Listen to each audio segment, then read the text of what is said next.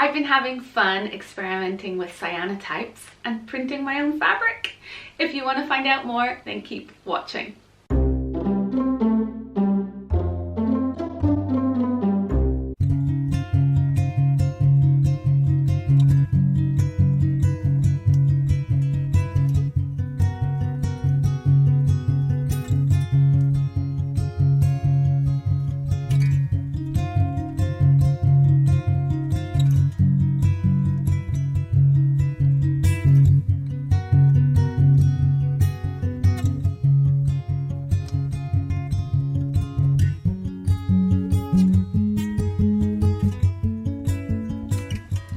Hi everyone, welcome back to the vlog. This is Susie from Threadquarters. Thanks so much for joining me today. Today I am very excited to announce that this video is sponsored by Skillshare. I will only do a partnership if I think it is of interest to you guys, and I'm really happy to say that when I started looking into Skillshare, I realized what an amazing resource it is for creative people like you and me. Skillshare is an online community for creatives just like you and me to take their next step on their creative journey. They offer thousands of inspiring classes for creative and curious people in topics such as sewing and lifestyle and crafts that I know that you would be interested in, but also perhaps you might be interested in some of the other types of classes that they have in photography, design, illustration. They also do things like productivity, marketing, and so much more. I thought I would show you some of the classes that I think you might be interested in. The first class in this list is Garment Construction, Introduction to Draping by Anya Ayong-Chi. This looks like an amazing class if you're perhaps interested in learning the art of draping your own pattern pieces. Another class that I think looks fantastic is the Oberlin Tote by Ellie Lum. This is a really well constructed wax canvas tote bag, and gosh, I want to take this myself actually. And here's just a little look at some of the other sewing classes available on Skillshare. Skillshare Premium is also really affordable. It's only £7 a month for an annual subscription, or less than $10. And guess what? The first 1,000 of my subscribers to click the link in the description will get a 2-month free trial of premium membership so you can explore your creativity. So when I was exploring Skillshare for myself, I came across this class called Cyanotypes, Introduction to Botanical Prints, and I was very interested. This class is run by Lorianne Gonzalez. If, like me, you've never made a cyanotype before, this class is the perfect starting point.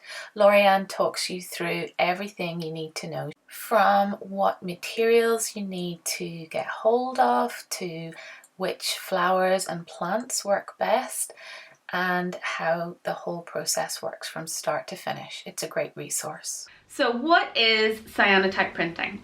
I'm not going to go into the full details of exactly how to do it because it's all there on Lorianne's course, but I'll just give you a little bit of a background of what to do and the basic process, but full details can be found on Lorianne's Skillshare class. So cyanotype printing is essentially getting two chemicals that you mix together and you paint them onto your material of choice.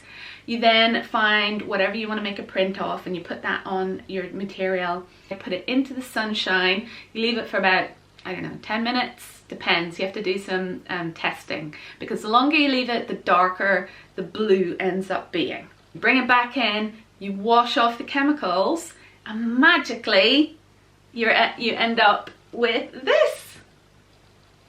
Amazing. It's so much fun.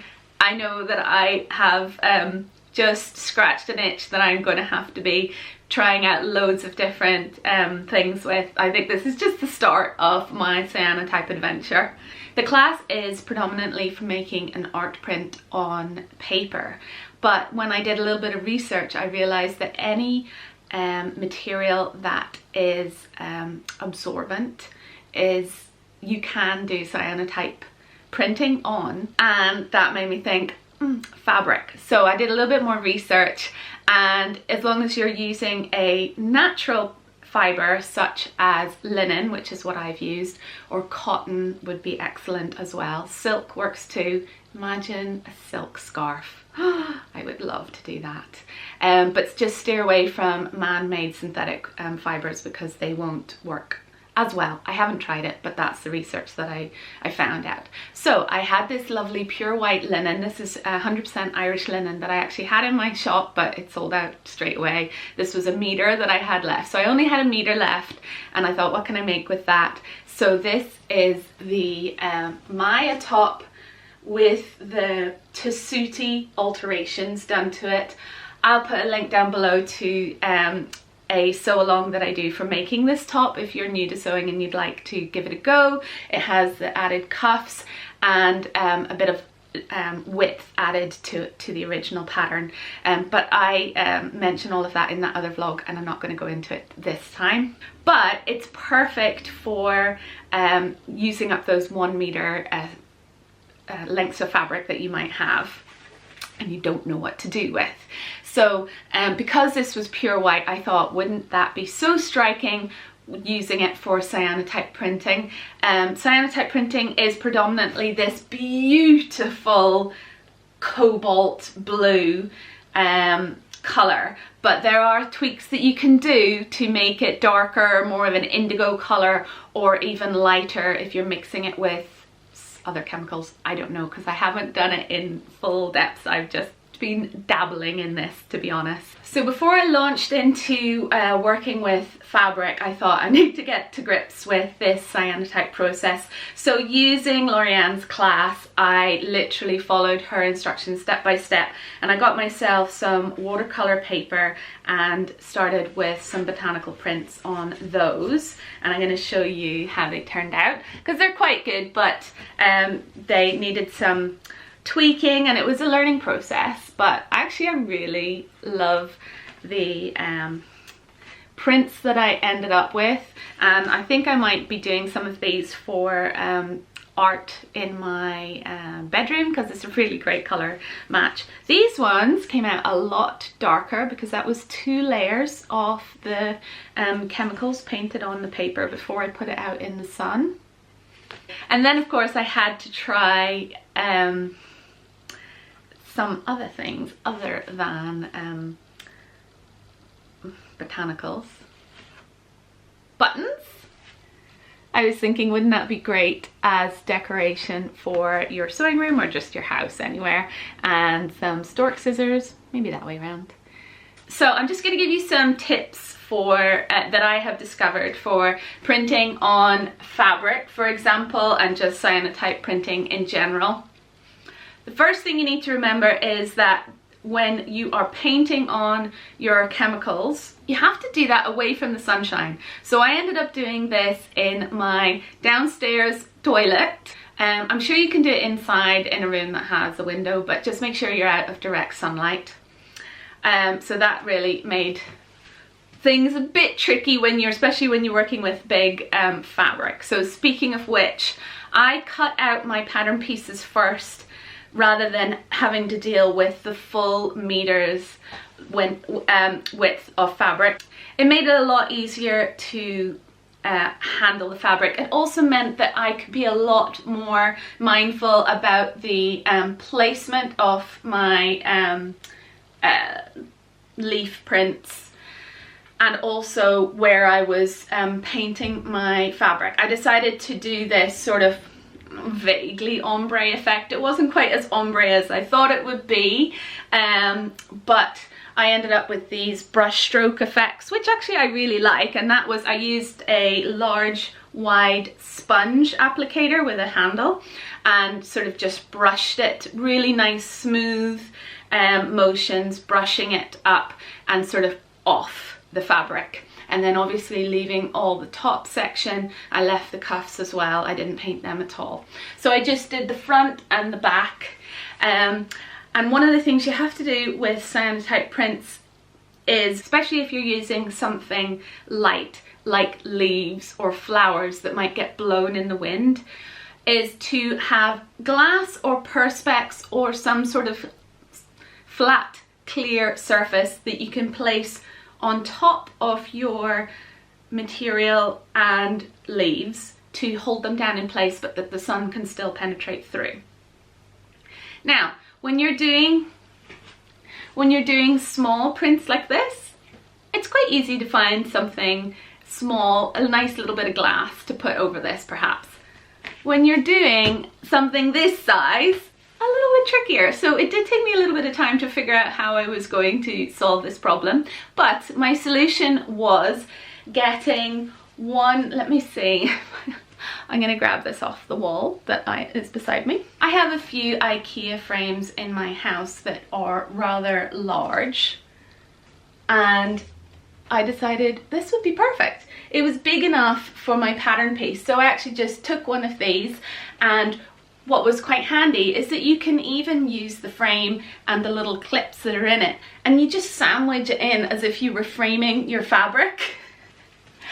I'll put this down. As if you're framing your fabric, but you know, you're just using it for the purpose of keeping everything in place. Then put that out in the sunshine. Make sure you don't have anything in front creating a shadow, because that is also going to come up as a mark on your fabric, so bear that in mind too. Ask me how I know that. So yeah, that's a really top tip I have for working with large scale fabric pieces. But cut out your pattern pieces first, so that it helps with your design placement, and also your painting helps with laying it out flat in the sun. It's just a lot easier than if you were just dealing with the whole length of fabric. The other thing I discovered was plants and objects that are nice and flat and don't have like curved edges to them create a much crisper, sharper outline than the likes of, say, a flower bud that's more solid, or round I should say, that's got a rounded edge to it, or for example like these scissors that obviously aren't totally flat, they've got curved edges to them. You end up with this very soft effect here rather than a sharp line, and that's purely because a little bit of light is able to penetrate through. So again, that is a nice effect, but if you're wanting the crisp line, that's something to bear in mind.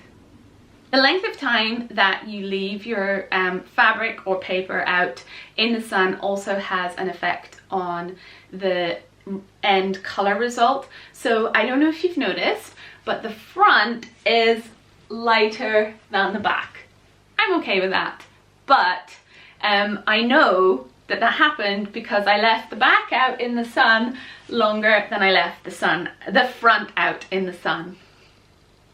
And the reason for that was because I did one and then I did the other, rather than doing the both at the same time. Maybe if you can, try and do all your fabric pieces at the same time, so that you're making sure that they all come back inside at the same time, or else use a stopwatch, use a timer, something like that, so that you make sure that all your blues end up the same color, if you want them to be.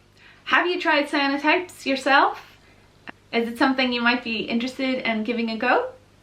Let me know in the comments down below and we'll get the chat going. Don't forget about the Skillshare offer for the 2 months free. Link in the description box, as I mentioned at the beginning. If you enjoyed this video, please do give it the old thumbs up and subscribe and hit the notification bell as well. That means so much to me. So thank you very much for watching, and I will see you all again very soon.